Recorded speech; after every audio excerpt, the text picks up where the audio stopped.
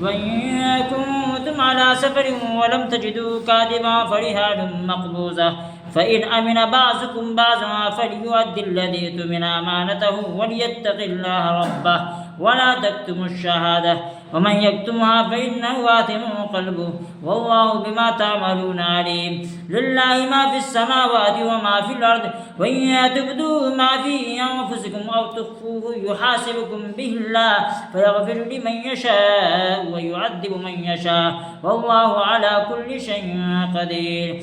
آمن الرسول بما أنزل إليه من ربه والمؤمنون كل آمن بالله وملائكته وكتبه ورسله لا نفرق بين أحد من رسله وقالوا سمعنا وأطعنا غفرانك ربنا وإليك المصير.